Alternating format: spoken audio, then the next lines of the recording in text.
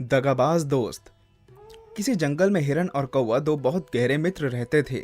एक दिन जब हिरन जंगल से लौटा तो उसके साथ एक गीदड़ भी था। कौवा सोचने लगा कि यह मक्कार इसके साथ कैसे। यही प्रश्न उसने हिरन से पूछा। हिरन ने बताया कि यह गीदड़ इस दुनिया में अकेला है और दोस्ती करने का इच्छुक है।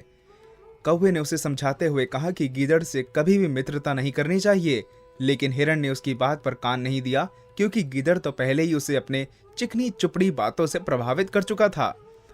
कौवा चुप तो हो गया, लेकिन गीदड़ पर नजर भी रखने लगा। गीदड़ बड़ा ही दूर था, वह हिरन का शिकार करना चाहता था। एक दिन हिरन को मक्का खिलाने के बहाने गीदड़ एक खेत में ले गया। खेत में पहले से ही जाल लगा था। हिरन उसमें फंस गया। वह मदद के लिए गीदड़ को पुकारने लगा तो गीदड़ बोला, कैसी मदद करें भैया, अब तो तुम मृत्यु की प्रतीक्षा करो। अभी मैं चिल्लाने वाला हूँ, मेरी आवाज सुनकर खेत का मालिक आ जाएगा और तुम्हें मार डालेगा।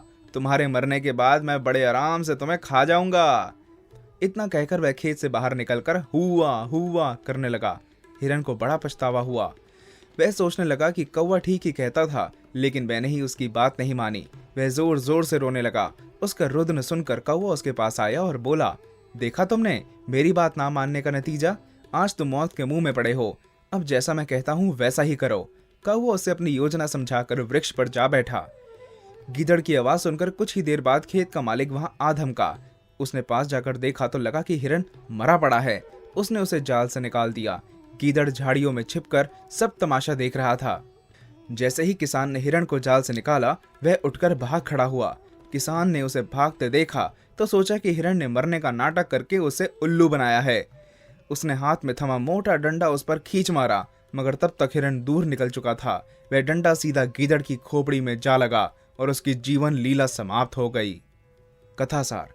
कर भला हो भला, कर बुरा हो बुरा। यह कहावत गीदड़ पर चरितार्थ हुई। दोस्ती की आड़ लेकर वह हिरन का शिकार करना चाहता था। बुद्धिहीन हिरन ने अपने मित्र कौवे की बात भी अनसुनी कर दी।